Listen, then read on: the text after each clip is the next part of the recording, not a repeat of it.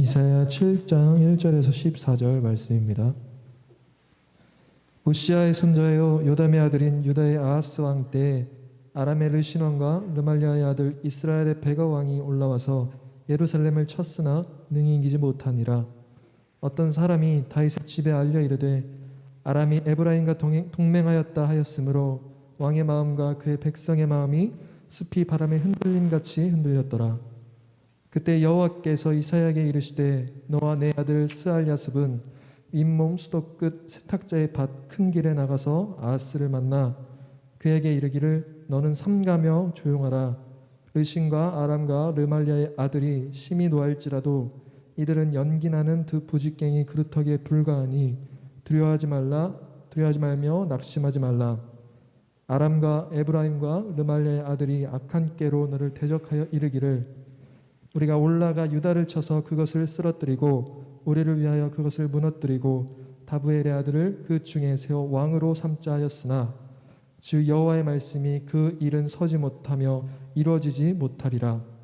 대저 아람의 머리는 다메섹이요 다메섹의 머리는 르신이며 65년 내에 에브라임이 패망하여 다시는 나라를 이루지 못할 것이며 에브라임의 머리는 사마리아요 사마리아의 머리는 르말리아의 아들이니라. 만일 너희가 굳게 믿지 아니하면 너희는 굳게 서지 못하리라 하시니라. 여호와께서 또 아하스에게 말씀하여 이르시되 너는 내 하나님 여호와께 한 징조를 구하되 깊은 데에서든지 높은 데에서든지 구하라 하시니 아하스가 이르되 나는 구하지 아니하겠나이다. 나는 여호와를 시험하지 아니하겠나이다 한지라. 이사야가 이르되 다윗의 집이여 원하건대 들을지어다. 너희가 사람을 괴롭히고서 그것을 작은 일로 여겨 또 나의 하나님을 괴롭히려 하느냐. 그러므로 주께서 친히 징조를 너희에게 주실 것이라. 보라 처녀가 잉타하여 아들을 낳을 것이요 그의 이름을 임마누엘이라 하리라. 아멘. 오늘은 이 시리즈 설교에서 가장 중요하고 핵심적인 내용을 말씀 가운데 다루고 은혜를 입고자 합니다. 그것은 무엇이냐면 모든 수치심과 두려움에 대한 근본적인 원인이 무엇이며 그 원인을 해결하고자 하는 하나님의 계획이 무엇인가 하는 것을 확인하고 그 답이 임마누엘로 주어졌다 하는 것을 살펴보고자 합니다. 이 하나님을 떠난 인생들에게 처음으로 찾아온 근본적인 두 문제가 있는데 그것은 첫째는 수치심입니다. 원래 하나님이 인간을 창조 에덴에 두실 때는 하나님의 영광의 임재의 충만함 속에 거했기 때문에 벌거벗고 있었지만 벌거벗은 줄 모르고 수치심이 없는 상황에 있었습니다. 그러나 죄가 찾아오자 벌거벗은 것을 알고 수치심을 가리기 위해서 무화과 나무 잎으로 가리게 됩니다. 그 무화과 나무 잎이 가린다는 게 무엇인지를 좀 살펴보겠고 그것이 우리가 아침 일찍 일어나고 수고하는 이유의 배경이라는 것을 좀 확인할 필요가 있겠습니다. 두 번째는 이 죄로 인하여 찾아온 근본적인 인간의 비극적인 고통이 무엇이냐면 하나님의 임재에 대한 두려움입니다. 두려움이 찾아온 겁니다. 그래서 사람은 그 수치심을 가리기 위해서 무화과 나무 잎을 취하마라 삼았고 그러나 가릴 수 없었다는 것입니다. 곧 마르고 만 거죠. 그래서 하나님이 그 수치심을 가릴 수 있도록 친히 가죽옷을 지어 입히십니다. 그 가죽옷이 무엇을 의미하는지도 오늘 좀 살펴보도록 하겠습니다. 사람이 아침 일찍하고 밤늦게까지 수고하는 그 의미가 무엇이냐면 이 수치심을 가리고자 하는 열심입니다. 뜻밖에도 아침 일찍 일어나고 밤늦게까지 수고하는 이유의 근거가 무엇이냐면 불순종함으로 찾아온 이 수치심을 가리고자 하는 열심으로 그렇게 애를 쓰게 되는 겁니다. 열심히 일하는 것은 옳은 일입니다. 그러나 그 일한다는 것이 무엇이니 바른 노동관이 없다면 그 열심히 일하는 목적을 모른다면 사람들은 그 일을 통해서 자기 완성의 일을 수단으로 삼거나 자기 신을 수단으로 삼을 것입니다. 그러면 자기의 행복도 없고 뜻밖에도 그 열심히 지나치면 사회 자체를 붕괴하는 잘못된 도구로 사용됩니다. 불의의 병기로 사용되는 거죠. 그게 투기의 모습, 불법을 행하는 모습으로 우리에게 나타납니다. 수치심이란 것은 존재의 중심에서 자신을 향해서 갖고 있는 불편한 감정입니다. 무언가 잘못됐다는 것은 알고 있는데 그것을 인정하고 싶지도 않고 제대로 분별하지도 못한 그 원인을 모르고 있기 때문에, 그래서 그 영혼 깊은 중심에 자리 잡고 있는 불안감이 수치심과 두려움으로 나타나게 되는데, 그 현상이 드러나는 것이 죄책감으로 드러나거나 아니면 자신을 입증하고자 하는 욕망으로 드러납니다. 그리고 좀 지나치면 반역하는 모습으로 드러나게 되고, 매사에 의존하고 관계 속에 살아야 될 인생들이 독립성을 지나치게 강조하는 모습으로 나타납니다. 이 시대에 좀 먹고 살만하니까 젊은이들이 대부분 부모 형제를 떠나 홀로 독립하여 혼자 사는 경향이 많죠. 이건 죄성의 극한 모습입니다. 관계를 통해서 누려야 될 행복과 기쁨을 독립하여 스스로 확보하려고 하는데, 그것을 무엇으로 대체하고 있느냐? TV나 인터넷이나 스마트폰을 기계로 그 만족을 대신하는 거죠. 또 그것이 안 되면 사람과의 사이에서 누려야 될 그 관계의 충만함을 짐승을 사랑하는 모습으로, 애완근을 사랑하는 모습으로 나타나게 됩니다. 그래서 거의 요즘은 애완견에게 투자하는 돈이 부모에게 효도하는 돈만큼 투자됩니다. 때마다 털 깎아줘야지, 옷 입혀줘야지, 먹이 줘야지, 아프면 치료해 주러 가야 되지, 죽으면 장사 치료해 줘야지. 그런 모습으로 나타나도록 되어 있는 거예요. 자연스럽게 그렇게 되는 겁니다. 노동, 일의 가치를 모르면 그 일을 자기 완성의 도구나 자기 실현의 수단으로 삼아서 자기 자신도 파괴할 뿐만 아니라 공동체를 파괴하는 모습으로 나타나게 됩니다. 그러니 지금 이 수치심을 근본적으로 해결할 수 있는 답을 여러분이 발견하지 못한다면 예수를 믿고 있으면서도 안 믿는 사람과 동일하게 살아갑니다. 그 아픔을 만나게 되는 거죠. 일의 목적을 바로 알게 되면, 이거 일이란 것은 단순하게 생계를 해결하기 위한 정도가 아니라 이웃사랑의 자리까지 그 목적이 확장되고 있다는 걸 기억하셔야 됩니다. 무엇보다 입에 풀칠하기 위해서 어쩔 수 없이 일하고 한다라는 이 자기 부담, 출근하기 싫습니다, 어쩌든 일을 좀 안 했으면 좋겠습니다 라는 생각을 갖는 이 자리에서 해방될 수가 있습니다. 일의 목적을 안다면. 노동은, 일은 하나님을 높이고 인류를 복되게 하기 위한 하나님의 계획입니다. 그래서 에덴에 아담과 하와를 둘 때부터 경작하고 지킬 것을, 일할 것을 말씀한 거예요. 노동은 인간의 존엄성을 확보하고 확인하는 중요한 하나님의 계획입니다. 그런데 이 노동관이 어그러진 거죠. 죄로 말미암아 수치심을 가리는 것으로 전락을 하게 된 겁니다. 이 그리스도인들은 이 일을 생각할 때 무엇을 해야 돈을 많이 벌고 출세할 것인가 라는 관점에서 이 일을 대하는 게 아니라, 하나님이 나에게 주신 재능과 능력을 어떻게 하면 하나님의 뜻과 이웃의 요구를 생각하면서 최대한 다른 일을 섬길 수 있을까라는 관점에서 이 일을 확인하고 살펴봐야 됩니다. 그런데 죄가 이 모든 복됨을 깨트려 버린 겁니다. 그래서 복음은 무엇이냐면 이 복됨을 회복하는 것입니다.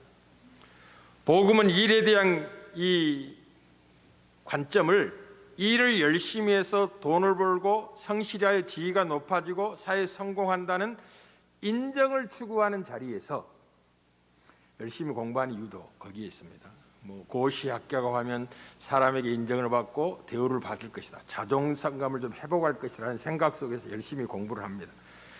그러나 결단코 진정한 수치심을 가질 수는 없을 겁니다. 복음의 영광은 무엇이냐면, 이미 그리스도 예수 안에서 우리가 하나님의 자녀로 받아들였다는 사실을 경험하는 것입니다. 하나님이 우리를 인정하셨다는 걸 복음 안에서 확인하는 거예요. 그래서 이 일을 통해서 더 이상 사람에게 인정을 구하지 않습니다. 그래서 복음을 깊이 누리는 사람은 이 일이 부담이나 짐이나 아직 인정받지 못한 인정을 얻어내기 위한 수단으로 일을 대하지 않기 때문에 일에 대해서 지극히 자유롭습니다. 예수를 배로 믿으면, 굉장히 중요한 표현입니다. 이미 인정받고 안전해졌기 때문에 달리 애쓸 필요가 없기 때문에 이미 수치심이 가려져 있는 것입니다. 이 수치심이 가려졌다는 걸 어떻게 복음이 설명하느냐? 그리스도로 옷 입지 않고는 아무도 수치심을 가릴 수가 없습니다. 사람이 정욕을 따라 열심히 일하는 이유가 무엇이냐면 그 부끄러운 수치심을 그 수고를 통해서 가려보고자 하는 배경이 그 안에 숨어 있습니다. 그렇게 해서 재물을 쌓고 명예를 얻으면 수치심이 가려졌다고 오해를 하는 거죠. 실상 가려지지 않았는데 가려졌다고. 이 수치심을 가릴 수 있는 유일한 비밀은 그리스도로 옷 입는 겁니다. 그래서 로마서 13장 14절에 증언합니다. 우리 오직 주 예수 그리스도로 옷 입고 정욕을 위하여 육신의 일을 도모하지 말라. 그래서 정욕을 위하여 육신의 일을 도모하는 것은 수치심을 가리기 위한 열심인데 가릴 수 없는 것을 가릴 수 있다고 속고 있는 것입니다. 우리의 수치심은 그리스도로 옷 입을 때만 가능해요. 그럼 어떻게 그리스도로 옷 입을 수 있느냐? 갈라디아서가 그 비밀을 알리죠. 갈라디아 3장 21절입니다. 누구든지 그리스도와 합하기 위하여 세례를 받는 자는 그리스도로 옷 입었느니라. 그리스도로 옷 입는 비밀이 무엇이라고요? 그리스도와 합하는 겁니다. 그리스도와 연합하는 거예요. 세례라는 것은 그리스도와 연합하는 겁니다. 우리가 그리스도 안에 들어가는 거예요. 성령을 통해서 우리가 그리스도 안에 들어가 그리스도와 연합하고 그리스도가 우리의 모습으로 하나님 앞에 드러나게 되는 거죠. 우리는 그리스도 안에 거하고 하나님이 우리를 보실 때 제약된 수치심이 벌거벗은 모습으로 우리를 바라보지 않고 그리스도를 바라보심으로 그리스도 안에 있는 자들이 수치심을 가려진 인정과 자녀로서의 받아들임으로 하나님이 보시는 겁니다. 세례가 그런 것이요. 그리스도와 합하는 것입니다. 그렇게 그리스도 합하게 세례를 받는 자는 그리스도로 옷 입은 겁니다. 그래서 이 수치심 속에서 무화과나무 잎으로 수치심을 가리고 있는 그들에게 하나님이 그건 답이 아니라고 하시면서 하나님이 옷을 지어주시죠. 창세기 3장 21절입니다. 여호와 하나님이 아담과 그의 아내를 위하여 가죽옷을 지어 입히시니라. 누가 지어 입혔다고요? 하나님이 지어 입혔다. 가죽옷이라는 말 속에 그 옷이 하나님이 만드시기에 희생이 필요했다는 거죠. 피 흘림이 있었다라는 겁니다. 장차 예수 그리스도가 피 흘리시고 우리의 옷이 될 것을 수치심을 가리는 유일한 분이 될 것에 대한 이제 말씀이죠. 요한계시록 3장 27절 18절에는 수치심을 가리고 있지 못함에도 불구하고 수치심을 가렸다고 섞고 있는 라오디아 교인들 향하 이렇게 증언합니다. 내가 말하기를 나는 부자라 부유하여 부족한 것이 없다니 내 공고한 것 가련한 것과 가난한 것과 눈먼 것과 벌거벗은 것을 내가 알지 못하도다. 내가 너를 권하노니 내게서 불로 연단한 금을 사서 부유하게 하고 흰옷을 사서 입어 벌거벗은 수치를 보이지 않게 하라고요. 우리가 벌거벗은 수치를 가릴 수 있는 유일한 옷은 예수님께 있습니다. 예수님이 우리의 옷이에요. 우리가 예수를 믿을 때 그리스도와 연합하고 하나가 되어서 더 이상 수치를 하나님 앞에 드러내지 않고 받아들이지는 인생으로 서게 됩니다. 이제 그리스도 밖에 십자가의 원수로 행하는 삶의 그 영광이 무엇이냐면 수치심입니다. 쉽게 말하면 예수를 믿지 않는 사람은 방탕과 술 취함과 자기 육체의 욕심을 따라 열심을 내고 세상의 것을 얻고 취하려고 합니다. 그렇게 해서 이 수치심을 가리고 싶어 하는 거예요. 큰 집에 살면 수치심이 가려집니까? 박사학위를 따고 박사라고 칭함을 받는 그 실제에 가려져요? 그렇게 되는 게 아니죠. 그래서 빌립보서 3장 18절에 19절에 이 그리스도의 십자가의 원수로 행하는 자들 향하여 사도 바울은 이렇게 이야기합니다. 내가 여러 번 너에게 말하였거니와 이제도 눈물 흘리며 말하노니 여러 사람들이 그리스도의 십자가의 원수로 행하느니라. 그들의 마침은 멸망이요 그들의 신은 배요. 아주 중요한 표현이 나옵니다. 그 영광 그들의 부끄러움이 있고 그 영광 그의 수치스러움이 있단 말이에요. 수치스러운 일을 욕심을 따라 행합니다. 모든 더러운 것을 욕심으로 행해요. 근데 세상 그것을 지혜롭다, 성공한 모습이다 라고 칭찬을 해주기 때문에 속고 있는 거죠. 실상은 그들이 추구하는 영광이라 해서 부끄러움이 있습니다. 수치심이 있습니다. 그리고 땅의 일을 생각하는 사람입니다. 그러니 아침 일찍이라고 밤늦게까지 수고하는 그 배경에 수침을 가리고자 하는 욕망이 있는데, 우리가 복음을 제대로 받으면 하나님께 인정을 받았고 수침이 가려진 인생이기 때문에 무슨 일을 하든지 그것이 부끄럽지 않습니다. 제가 목사니까 목사는 뭐 청소 안 하고 땀 흘리지 않고 이런 게 목사가 목사다운 모습이면 그렇지 않습니다. 저는 가장 고귀한 사람과도 꺼리낌 없이 만나지만 가장 세상에 천하다고 하는 사람들도 귀하게 만납니다. 라면을 끓여줘도 맛있게 먹고 수십만 원짜리 음식을 사줘도 그냥 기쁘게 먹습니다. 그런 것은 별 중요한 게 아니에요. 여러분이 복음을 제대로 받으면 무슨 일을 하든지 그 일이 지위고하를 결정하는 것도 아니고 인정을 추구하는 것도 아니기 때문에 쓰레기 청소에도 기쁘게 합니다. 반대로 높은 지위에 올려도 그것이 자랑으로 여기지 않습니다. 사명의 자리고 하나님 되심을 증언하는 통로로서 그 자리에 섰다라는 것을 아는 자로 가는 거지, 그것이 인정이 되고 그것이 평판이 되어서 내 영혼의 수준을 가릴 수 있다고 생각해서 자만하지 않습니다. 그러니 예수를 제대로 믿으면 무슨 일인지 기쁘게 행합니다. 나머지 80% 가서 일한 것도 전혀 부끄럽지 않아요. 그런 것으로 내 존재가 평가되는 자가 아니기 때문에 이미 하나님 안에서 평가를 받았거든요. 너는 내 자녀라. 내가 너를 사랑하고 인정한다. 그 평가보다도 더 이상 평가가 없는 겁니다. 최고의 인정을 누리고 있기 때문에 다른 어떤 것도 자존심 상한 일로 다가오지 않죠. 사랑하는 성도 여러분, 남들이 애쓰고 수고해서 얻으려고 하는 것들, 구원, 자존감의 회복, 선한 양심의 인정, 평안, 열심히 일해서 얻은 소득의 내용을 가지고 자기 신분을 하고자 하는 욕구, 이 모든 것들은 그리스도 예수 안에서 이미 우리가 소유하고 있기 때문에 그런 것을 얻어야지 만족을 얻고 기뻐하는 존재가 아니라서 어떤 일을 하든지 자유함을 누립니다. 예수를 믿는 사람들은.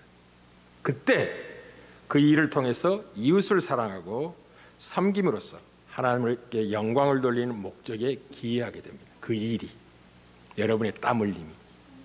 다만 여러분의 생계 유지나 자아 실현이 목적이라면 아무리 애를 써도 수치심에서 벗어나오지 못합니다. 이미 예수 안에서 수치가 가려졌다는 걸 기억하십시오. 여러분은 무슨 일을 해가든지 그 땀 흘림의 가치가 하나님을 높이고 이웃을 사랑하는 섬김과 사랑으로 드러낼 수 있는 복된 자리에 와 있습니다. 이미 와 있습니다. 놀랍죠. 그러니 사랑하는 성도 여러분, 여러분의 삶의 으뜸가는 토대는 주님과의 관계라는 것을 기억하십시오. 주님과의 이 관계는 삶의 으뜸가는 토대일 뿐만 아니라 다른 모든 요소들을 행복하고 값지게 만드는 유일한 길이라는 걸 기억하셔야 됩니다. 여러분이 땀 흘려 일하는 것이 주님과의 관계가 올바를 때 땀을 일한다면 그 일이 가치가 있을 겁니다. 얼마나 기쁜지 몰라요. 주님과의 관계가 바른 관계에서 남편과 아내의 관계를 맺는다면 그 부부가 만날 때마다 기쁠 겁니다. 오늘 오전에 잠깐 제가 말씀드렸습니다. 여러분의 아내를 여러분의 손에 장악할 수 있는 길이 뭐냐? 아내에게 잡히는 것입니다. 그때 진정으로 아내를 장악할 수 있습니다. 성경의 가르침이죠. 성경의 가르침이죠. 그러니 이 아내에게 온전히 잡혀주지 않으면서 아내를 장악하려고 하면 다툼과 분쟁만 일으킵니다. 절대로 못 잡습니다. 자기가 먼저 잡혀야 되는 겁니다. 그래야지 진정 자유함을 얻음 속에서 관계를 기쁨으로 누릴 수가 있습니다. 자기가 바뀌어야 되는 거예요. 자기가 변화돼야 되는 거예요. 코로나19는 이 변화의 중요한 계기를 전환점으로 삼을 수 있다라고 여러분에게 2주에 걸쳐서 말씀을 드렸고, 다음 주에 이제 결론에 이르고자 합니다. 여러분이 이 주님과의 관계를 바르게 한다면 무슨 일을 하든지 그 일이 여러분의 중독과 왜곡으로부터 여러분을 지켜내는 예방책과 같을 것입니다. 주님과의 관계가 바르다면 그 일에 매이지 않습니다. 중독되지 않습니다. 아차 잘못해도 이 일도 중독성이 있습니다. 도박만 중독성이 있는 게 아니에요. 그래서 일이 없으면 허전해하고 외로움을 타는 사람도 있습니다. 마치 자기 존재를 잃어버린 것 같은 상실감에 빠지기도 합니다. 그렇지 않습니다. 우리의 모든 존재와 근거는 주님과의 관계 속에 있기 때문에 이 관계가 깨트려지지 않는 이상 어떤 상황에 놓여도 여러분은 흔들리지 않습니다. 그만큼 중요한 것이 주님과의 관계죠. 복음을 이해하고 누리는 것입니다. 그럼 오늘 여러분과 함께 나누고 싶은 건 두려움에 관한 것입니다. 오늘 본문이 이 사실을 증언하고 있는 거죠. 이 두려움의 근본적인 문제는 불순종으로 찾아온, 죄로 말미암아 찾아온 하나님의 임재에 대한 두려움입니다. 이것이 두려움의 근원입니다.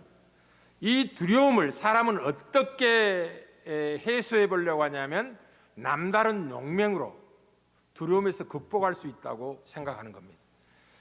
죽음에 대한 두려움, 건강을 잃을까에 대한 두려움을 지나친 그 염려 때문에 운동하고 자기 자신을 체근하고 해서 지켜보려고 애를 쓰는 거죠. 어느 정도의 효과는 있지만 근본적인 해결책은 아닙니다. 그리고 군중 심리 속에 숨어서 이 두려움에서 벗어나려고 합니다. 그래서 여론에 편드는 거죠. 옳고 그름이 중요한 게 아니에요. 여러분 정치판의 이야기가 다 그런 것입니다. 무엇이 옳냐, 누가 옳고 그러냐, 진리를 쫓아가느냐, 옳은 걸 쫓아가느냐는 관계가 없고 이 사람들이 많이 편드는 곳에 자기도 속하면 그 안에서 두려움에서 벗어난 안심이 찾아온다고 생각을 해서 군중 심리 속에 자기를 묵습니다. 어리석죠. 그렇다고 두려움이 사라지나요? 그렇잖아요. 무엇보다도 한 나라의 그 두려움에서 극복하는 모습은 군사력을 잘 키워서 두려움을 극복해 보고자 합니다. 그러나 이 불안에 대한 두려움은 대립과 반드시 분노를 자극합니다. 그 결과가 전쟁으로 나타납니다. 잘 들으셔야만 합니다. 지금 미국과 중국이 패권 전쟁을 하고 있습니다. 한쪽은 지배권을 빼앗기지 않으려는 입장에서, 한쪽은 말은 하지 않지만 세계 지배권을 갖고자 하는 욕망에서, 그 배후에는 뭐가 있다고요? 지배를 당할까에 대한 두려움이 있는 것입니다. 그리고 먹거리를 잃어버리고 빼앗길까 하는 두려움이 숨어 있는 겁니다. 전쟁이라는 것은 그런 거예요. 그 최종 지점이 전쟁으로 나타나는 것입니다. 본문이 이 사실을 잘 이야기하고 있죠. 이 유다의 아하스 왕 때 아람 왕 르신과 북방의 이스라엘 왕 르말리 아들 베가가 연합해서 남쪽 유다를 침공해 들어옵니다. 이 아람 왕 르신과 이 이스라엘의 왕 르말리 아들 베가가 연합해서 유다를 친 이유가 무엇일까요? 두려움을 제거하기 위해서 그렇게 하는 겁니다. 무엇에 대한 두려움이냐? 그들 이에 지금 강성하게 크고 있는 아수르의 침공에 대한 두려움 때문에 나라가 연합해서 그 두려운 의식을 극복해보자 하고 연합 정책을 펴는 겁니다. 그런데 남방 유다 왕에게 이야기했더니 우리는 연합 안 해. 남방 유다는 지금 저 이쪽에 이 아수르가 한 걸음 건너뛴 입장에 있잖아요. 지금 당면한 국경을 맞대고 있는 아람이고 그 밑에 이스라엘은 목전에 와 있는 군사 세력이고 남방 유다는 그들이 점령을 당하고 나서야 우리를 침공할 수 있는 입장이기 때문에 연합하지 않으려고 합니다. 그랬더니 이 아람 왕과 이스라엘 왕이 연합해서 저 북방의 아수르 왕을 대적하기 위해서는 배후의 세력 유다를 먼저 제거하는 것이, 자기들 말 잘 듣는 사람으로 임금을 바꾸어내는 것이 이 두려움을 이겨낼 수 있는 길이라 해서 공격에 들어온 거예요. 형체가. 그리고 연합해서 공격에 왔다는 소식을 듣자 우시아 왕뿐만 아니라 그 유다의 백성들이 얼마나 크게 두려워하느냐면 숲이 바람에 흔들림 같이 흔들렸다라고 하는 거죠. 그러나 하나님이 이렇게 말씀하십니다. 이사야 선지자를 보내서 그 연합 세력 두려워하지 말아라. 그들은 두 부지깽이 그루터기에 불과하다. 연기 나는 두 부지깽이 그루터기에 불과하니 뭐 두려워할 필요 없다. 그들의 도모는 서지 못할 것이다. 오히려 그들이 뭐 북방 이스라엘 같은 경우는 65년 내에 패망하고 말 것이다 라고 이야기를 하죠. 그런데 이 우시아왕이 믿을 수가 없는 겁니다.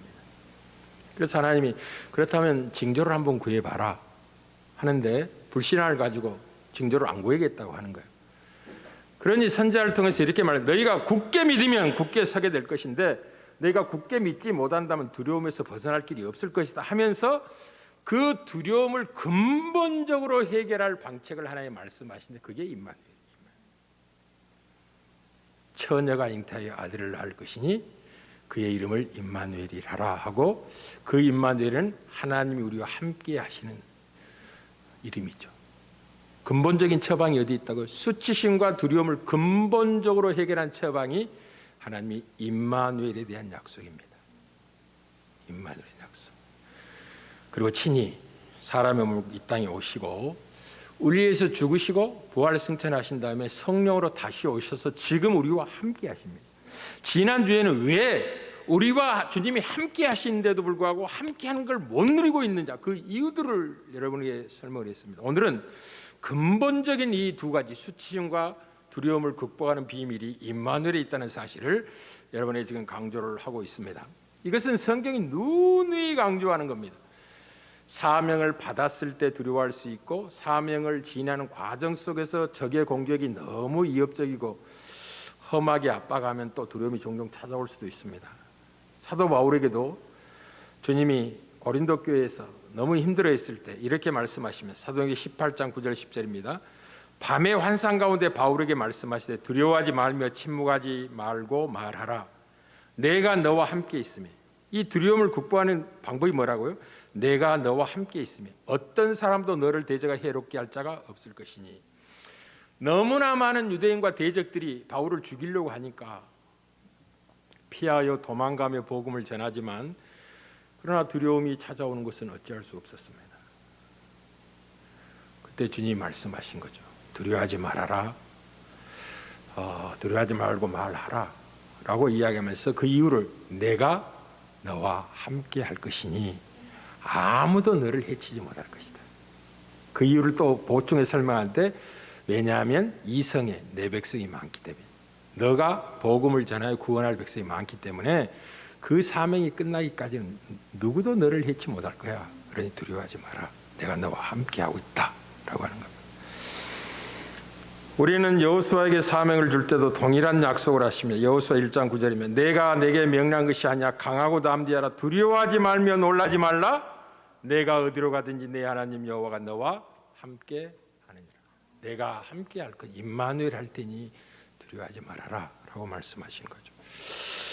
그리고 이제 우리가 예수를 믿어 예수님을 사랑합니다. 예수님의 계명을 지킵니다. 예수님의 계명을 지키면 주의 사랑 안에 거하게 되고 주의 사랑하게 되면 하나님께 사랑을 받는 자가 됩니다. 그래서 온전한 사랑이 두려움을 내쫓는 거예요.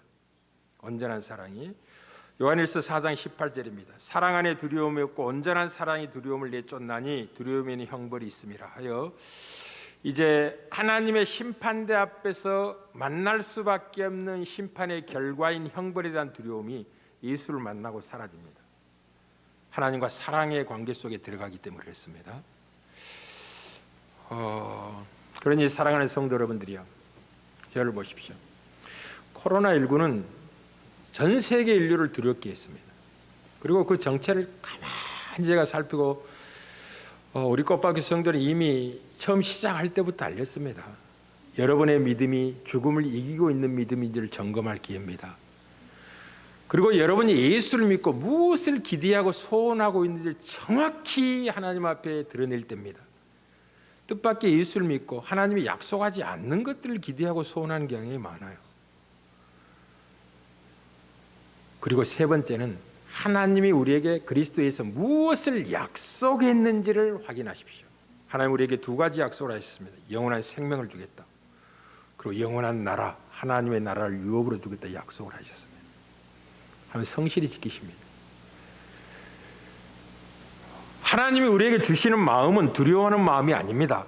하나님이 우리에게 주시는 마음은 능력과 사랑과 절제하는 마음을 우리에게 주시는데, 사도 바울이 이 사실을 믿음의 아들 디모데에게 이렇게 알렸습니다. 디모데후서 1장 7절입니다. 하나님이 우리에게 주신 것은 두려워하는 마음이 아니요 오직 능력과 사랑과 절제하는 마음이다 라고 알려줍니다. 왜냐하면 그가 특별히 에베소 교회라는 큰 이방의 신전이 있었던 도시의 목회자로 바울이 디모데가 사역을 하고 있습니다. 젊은 나이에 많은 공격이 있고 시험도 있고 유혹도 있고 도전도 있었죠. 그래서 너무 이제 속이 쓰려서 이장병이 들 정도로 속이 쓰린 겁니다. 또 두려움도 종종 찾아오고, 그러니 이렇게 권면한 겁니다. 하나님이 우리에게 주신 것은 두려울 마음이 아니다. 하나님 우리에게 능력을 주시고 사랑의 마음을 주시고 절제하는 마음을 주시는 분이 두려운 마음이 아니니 두려움이 찾아왔을 때 내쫓으라 라고 명령을 한 겁니다. 그러면 어떻게 이 두려움을 내쫓느냐 하는 것이 중요하죠. 그것은 말씀 묵상과 기도로 내쫓는 것입니다. 기도는 마치 이와 같은 것입니다.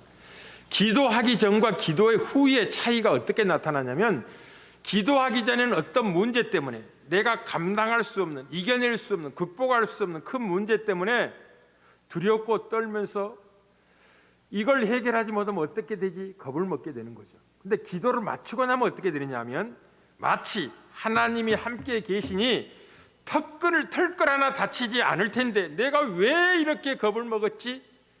한 자리로 가게 되는 거죠. 기도하기 전에는 겁을 벌컥 먹고 뭐 두려워서 어쩔 줄 모르는 거죠. 근데 기도를 마치고 났더니 내가 왜 이렇게 겁을 먹은 거야? 하나님이 함께 하시는데. 기도라는 것은 하나님의 함께 하심을 누리는 것이기 때문에 그렇습니다. 하나님의 임재를 누리는 것이기 때문에. 기도의 놀라움은 이런 것들이죠. 마치 나쁜 꿈을 꾸다가 깨어나서 진짜 현실로 돌아오는 것 같습니다. 우리는 어려움을 만나면 악몽을 꾸는 것 같습니다. 빨리 이것이 지나가기를, 꿈이었으면 좋겠다는 생각을 하는 거죠.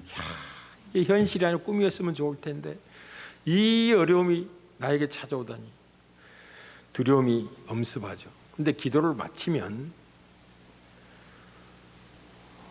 그 문제가 꿈이 엉켰던 것 같은 현실로 뒤바뀌는 것을 만나게 됩니다. 문제가 사라져서 만나기도 하고, 두려움보다 큰 믿음을 갖게 돼서 두려움을 이기는 자기 자신의 모습 속에서 확인하게 되는데, 그 과정에 하나님이 함께 하신다는 사실, 임마누엘을 누리는 비밀이 기도 속에 있는 겁니다. 하나님의 임재를 누리는 거예요, 기도는. 기도하면 성도는 두려워할 게 없습니다. 문제가 진짜 문제가 아니에요. 기도하지 않는 게 문제예요. 기도하지 않는 게 문제예요. 어떤 어려움이 있더라 기도하고 있으면 목회자는 그 성도에서 걱정하지 않습니다. 하나님이 함께 하실 것이기 때문에 그가 기대하고 생각하는 것보다 넘치도록 응답하실 하나님이세요. 우리 하나님은 참 놀라우신 하나님입니다. 그런데 문제가 이제 기도하지 않고 있는 모습을 보게 되면 목회자의 마음이 답답하고 걱정이 됩니다. 사랑하는 성도 여러분, 말씀을 가까이 하시고 기도하십시오. 그리고 또 기도하십시오. 기도는 나와 함께 하신 하나님을 누리는 것입니다. 기도는 하나님의 임재를 누리는 것입니다. 기도 응답은 내가 하나님의 자녀라는 사실에 대한 확증이기 때문에 세상으로부터의 인정을 더 이상 추구하지 않습니다. 이미 수치심이 가리워진 하나님께 인정을 받은 자라는 사실을 알게 됩니다. 아침 일찍이며 밤늦게까지 수고해서 쌓은 공덕으로 치열하게 전투하여 얻어낸 어떤 과실로 평가받지 않습니다. 그런 것들은 하나의 백성다움이며 섬김과 사랑을 나누기 위한 정직한 땀 흘림이지 그것 자체가 우리를 인정하는 기준이 되어서 일하는 게 아니라는 걸 기억합시다. 그때서야 일에서 자유함을 얻습니다. 만족함을 누립니다. 그러니까 복음을 안다는 것은 여러분의 영광이에요. 너무나 큰 기쁨이죠. 무엇보다도 모든 두려움에서 벗어나 대립과 갈등을 벗고 섬김과 사랑을 실천하게 하는 힘이 하나님의 임재, 임마누엘을 누리는 데 있는데 그것이 바로 기도하는 삶에서 누려지는 것입니다. 그래서 신앙생활은 기도생활이에요. 신앙생활은 기도생활이에요. 쉬지 않고 기도하는 것입니다. 항상 기도하는 거예요. 무시로 성령 안에서 기도하는 것입니다. 믿음을 가지고 낙심하지 말고 반드시 우리의 기도를 속히 응답하신다는 그 믿음을 가지고 정당한 요구를 하나님께 아뢰는 것이, 부정한 요구를 아뢰 때는 다릅니다. 정당한 요구를 가지고 하나님께 문을 두드리면 속히 응답하십니다. 근데 하나님이 이렇게 말씀하시, 주님이 인자가 올 때 믿음을 보겠느냐라고 하여 말세가 되면 기도가 식어질 것이라고. 하나님의 임재를 누리지 못하고 세상을 사랑하는데 온 마음을 빼앗겨 인자가 도둑같이 덕과 같이 많은 아픔을 만나게 될 것이라고. 깨어 있으십시오. 기도하십시오. 성령 충만하십시오. 임마누엘 누리십시오. 이것이 죄로 말미암아 참 근본적인 두 문제, 수치심과 두려움에서 빠져나온 유일한 길입니다. 다른 것으로 대체할 수 없습니다. 속지 마시고 누리는 은혜가 있기를 주의 이름으로 축복합니다.